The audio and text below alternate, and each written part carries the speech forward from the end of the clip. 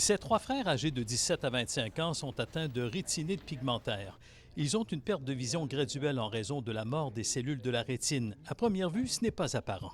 Tu vois rien dans la noirceur? On voit pas grand-chose. C'est plus dur à s'adapter. Moi, c'est plus une sensibilité à la lumière. Les lumières fortes, c'est dur pour moi. Mais aussi, on est tout un peu daltonien.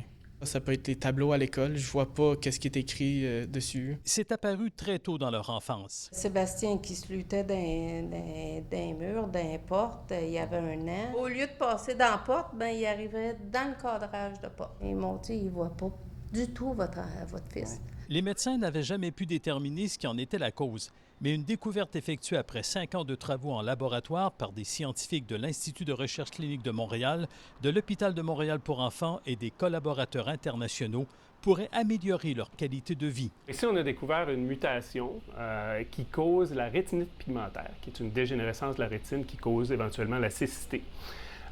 Et on a découvert comment cette mutation-là mène à la perte cellulaire dans la rétine qui cause la perte de vision. C'est un gène qui est muté dans plusieurs types de cancers, par exemple.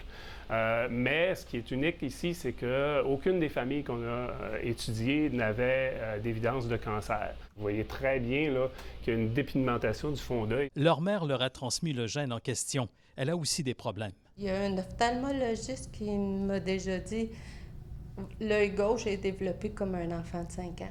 Les scientifiques vont maintenant poursuivre leurs travaux dans l'espoir de développer un traitement. Éventuellement, on risque de pouvoir corriger les mutations chez ces patients-là qui peuvent leur permettre de bloquer la progression de maladie ou même restaurer la vision. La rétinite pigmentaire affecte environ une personne sur 4000 à une personne sur 5000 à travers le monde. Ça serait très plaisant qu'on puisse arrêter ce gène-là. Puis, mettons, empêcher la chance d'être aveugle plus tard.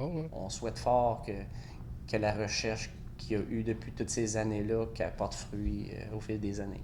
Harold Gagné, TVA Nouvelles, Montréal.